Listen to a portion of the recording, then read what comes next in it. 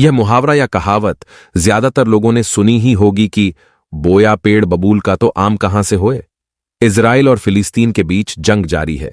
फिलिस्तीनी यानी गाजा पट्टी से जमीन से हमास इजराइल पर हजारों रॉकेट दाग रहा है। जवाब में इजराइल हवाई हमले कर रहा है। इजराइल में 1500 के करीब और हमास के कब्जे वाले गाजा पट्टी में 4000 के करीब लोग मारे जा चुके हैं और दोनों तरफ 20,000 के करीब लोग घायल हैं। जो लोग इजराइल फिलिस्तीन विवाद से ज्यादा वाकिफ हैं, उनके लिए हमास नया नाम नहीं है। इजराइल इसकी तुलना अलकायदा और इस्लामिक स्टेट यानी आइसिस से करता है, लेकिन सच्चाई यह है कि हमास को जन्म देने वाला इजराइल ही है। ठीक वैसे ही जैसे तालिबान को अमेरिका ने खड़ा किया, फिर तालिबान की मदद से अलकायदा बना। दोनों मामलों में एक चीज कॉमन है और वो ये कि तालिबान या हमास ये उन देशों के लिए ही मुसीबत बन गए जिन्होंने इन्हें खड़ा किया। जो लोग नहीं जानते उन्हें बता दे कि मिडिल ईस्ट के इस इलाके में यह संघर्ष कम से कम 100 साल से चला आ रहा है। यहां वेस्ट बैंक, गाजा पट्टी और गोलन हाइट्स जैसे इलाकों पर विवाद है। फिलिस्तीन इन इलाकों समेत पूर्वी यरूशलेम पर अपना दावा जताता है। वहीं इजराइल यरूशलेम से अपना दावा छोड़ने को राजी नहीं है। गाजा पट्टी इजराइल और मिस्र के बीच में है। यहां फिलहाल हमास का कब्जा है। फिलिस्तीन हमास का कहना है कि वेस्ट बैंक और गाजा पट्टी में स्वतंत्र फिलिस्तीन राष्ट्र की स्थापना हो। हमास कैसे और क्यों बना? इजराइल के जन्म के बाद भी फिलिस्तीन से उसका संघर्ष हर स्तर पर जारी रहा। फिलिस्तीनी इंटरनेशनल फोरम्स पर ताकतवर थे। इजराइल को जब लगा कि डिप्लोमैटिक लेवल पर वो फिलिस्तीन के सामने कमजोर पड़ रहा है, तो 1970 के दशक आखिर में उसने फिलिस्तीन के एक कट्टरपंथी संगठन को उदारवादी फिलिस्तीनी नेताओं के विरोध में खड़ा कर दिया। इसको नाम दिया गया हमास। हालांकि हमास की औपचारिक स्थापना 1987 में मानी जाती है। द इंटरसेप्ट के मुताबिक इजराइल के पूर्व जनरल यित्जाक सेजेव ने कहा था, जहर से जहर मारने की यह नीति एक ऐतिहासिक गलती थी। इजरायली सरकार ने मुझे हमास के लिए बजट भी दिया था। इसका अफसोस हमें आज भी है। सेजेव 1980 के दशक में गाजा के गवर्नर भी रहे। हमास ने फिलिस्तीन के लिबरल लीडरशिप को धीरे धीरे किनारे कर दिया और खुद फिलिस्तीन आंदोलन का प्रतिनिधित्व करने लगा। इसमें 90% युवा फिलिस्तीनी हैं। एक रोचक तथ्य यह है कि हमास को ज्यादातर मुस्लिम देश पत्थरों से जंग लड़ने वाला संगठन कहते हैं, लेकिन सच्चाई क्या है ये आप इन दिनों जारी जंग में देख सकते हैं। उनके पास हजारों रॉकेट भी हैं और लॉन्चर भी, आधुनिक हथियार भी हैं, फॉरेन फंडिंग भी। लेकिन यह भी सही है कि ये अब भी इजराइल की ताकत के सामने ये बिल्कुल बौने हैं। सवाल यह भी है कि हमास को कहां से मिलती है फंडिंग। टाइम ने 2014 में हमास पर एक स्पेशल रिपोर्ट पब्लिश की थी। इसमें कहा गया था, हमास को अब भी कुछ अरब देश चोरी छिपे मदद कर रहे हैं। ईरान, तुर्की और कतर से सबसे अधिक पैसा मिलता है।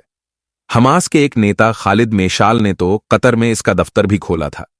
वो तालिबान और मुस्लिम ब्रदरहुड के लिए भी यही कर चुका है।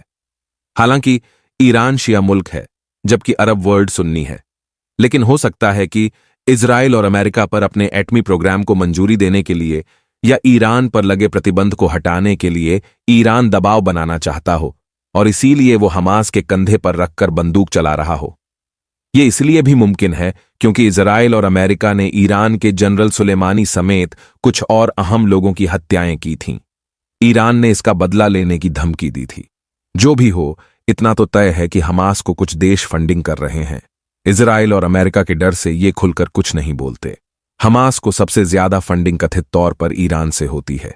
अमेरिकी गृह विभाग की 2021 की रिपोर्ट में दावा किया गया था कि ईरान हर साल फिलिस्तीन के आतंकी संगठनों को $10 करोड़ की मदद करता है। ये मदद हमास के अलावा फिलिस्तीनी इस्लामिक जिहाद को मिलती है। इसी रिपोर्ट में यह भी दावा किया गया था कि हमास को बाकी अरब देशों से भी मदद मिलती है। इसके अलावा चैरिटी ओन ऑर्गेनाइजेशन से भी उसे फंड मिलता है। अमेरिका के ट्रेजरी डिपार्टमेंट के मुताबिक कई बार हमास को तुर्की और लेबनान के फाइनेंसर के जरिए भी ईरान से फंडिंग हुई है। उदाहरण के लिए 2019 में लेबनान स्थित एक फाइनेंशियल ऑपरेटिव ने ईरान और हमास के बीच मिडिल मैन की तरह काम किया था। अमेरिका के राष्ट्रीय सुरक्षा सलाहकार जैक सुलिवन ने पिछले हफ्ते कहा था कि हमास की मिलिट्री विंग को सबसे ज्यादा फंड ईरान देता है।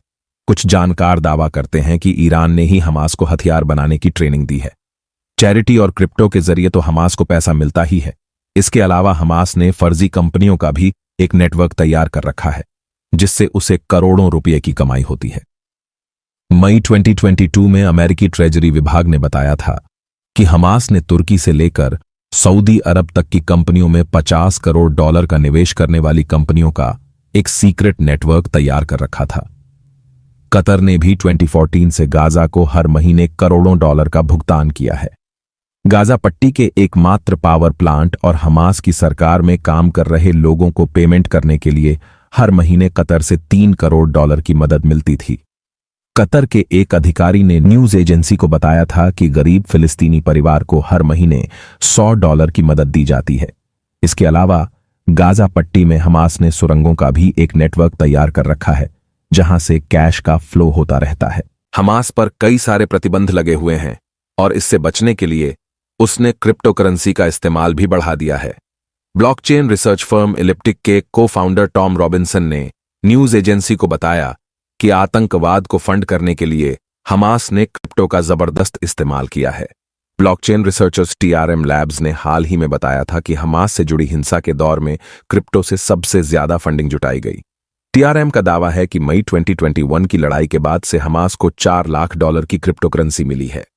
CNN की रिपोर्ट के मुताबिक इजरायली सरकार ने हमास से जुड़े जिन क्रिप्टो अकाउंट को सीज किया था, उनमें 2020 से 2023 के बीच $4 करोड़ से ज्यादा की करेंसी आई थी। इसके अलावा फिलिस्तीन इस्लामिक जिहाद के पास भी $9.5 करोड़ की क्रिप्टो थी। इसके अलावा हमास के द्वारा फंड जुटाने के लिए हैकिंग का भी सहारा लिया जा रहा है। दिल्ली पुलिस की स्पेशल सेल क्रिप्टो करेंसी चोरी के एक मामले की जांच कर रही है, जहां पश्चिमी दिल्ली के एक व्यापारी के वॉलेट से लगभग $4 करोड़ चोरी हो गए थे। जांच में मालूम हुआ है कि जब इजरायल की खुफिया एजेंसी मोसाद ने आतंकवादी समूहों द्वारा संचालित संदिग्ध वॉलेट के बारे में जानकारी साझा की है, चोरी की गई संपत्ति हमास की साइबर आतंकवाद शाखा द्वारा संचालित वॉलेट से पाई गई है। कितनी बढ़ी है हमास की आर्मी? टाइम्स ऑफ इजराइल के मुताबिक हमास में करीब 25,000 लोग हैं। इन्हें 6 रीजनल ब्रिगेड में बांटा गया है। इसकी 25 बटालियन और 106 कंपनियां हैं। इनके कमांडर बदलते रहते हैं। हमास में 4 विंग हैं। मिलिट्री विंग के चीफ हैं इज-अद-दीन अल-कासिम। पॉलिटिकल विंग की कमान इस्माइल हानिया के हाथों में है। इस विंग में नंबर 2 पर हैं मूसा अबू मरजूक। एक और नेता हैं खालिद मशाल। एक सोशल सर्विस विंग है जिसे दावाह के नाम से जाना जाता है, और एक सोशल मीडिया विंग भी है। इसके तहत अल-अक्सा टीवी और अल फतेह मैगजीन का संचालन किया जाता है। टीवी और मैगजीन के जरिए हमास अपने प्रोपेगेंडा को अंजाम देता है। इंटरनेशनल अफेयर्स के लिए यह मुस्लिम ब्रदरहुड पर निर्भर है। अरब देशों और इजराइल की दुश्मनी बहुत पुरानी है। 1948 में इजराइल दुनिया के नक्शे के तौर पर एक अलग देश बना। अमीर मुस्लिम देशों से घिरा इजराइल में यहूदियों की तादाद सबसे ज्यादा है। कुछ क्षेत्रों में अरब मूल के फिलिस्तीनी भी हैं। वक्त के साथ इजराइल इतना ताकतवर हो गया कि आज मजबूरी में ही सही अरब देश उसके सामने घुटने टेक रहे हैं। ये ही वजह अरब देश हमास को खुलकर सपोर्ट करते हैं। इसीलिए ईरान ने मुस्लिम देशों के संगठन OIC की बैठक में सभी सदस्य देशों से इजराइल पर पूरी तरह से प्रतिबंध लगाने की मांग की है। ईरान ने कहा है कि संगठन के सभी सदस्य देश इजराइल के साथ तेल समेत अन्य तरह के सभी कारोबार पर प्रतिबंध लगा दें। साथ ही जिन सदस्य देशों के इजराइल के साथ राजनयिक संबंध हैं, वह इजरायली राजदूतों को बर्खास्त कर दें। क्या कहता है हमास का चार्टर? हमास स्थापना के 1 साल बाद यानी साल 1988 में हमास का चार्टर बना, जिसमें इस संगठन के उद्देश्य के बारे में विस्तार से जानकारी है। इस चार्टर की प्रस्तावना में कहा गया है कि हमास यहूदी समुदाय और इजराइल को पूरी तरह खत्म करके ही दम लेगा। हमास के 2 धड़े हैं। एक धड़े का वेस्ट बैंक और गाजा पट्टी के इलाके में दबदबा है इजराइल के खिलाफ, लड़ाई भी यहीं से ऑन परेड करता है। दूसरे धड़े की नींव साल 2000 में रखी गई। इसकी शुरुआत के बाद से इजराइल के खिलाफ हमलों में बेतहाशा बढ़ोतरी हुई है।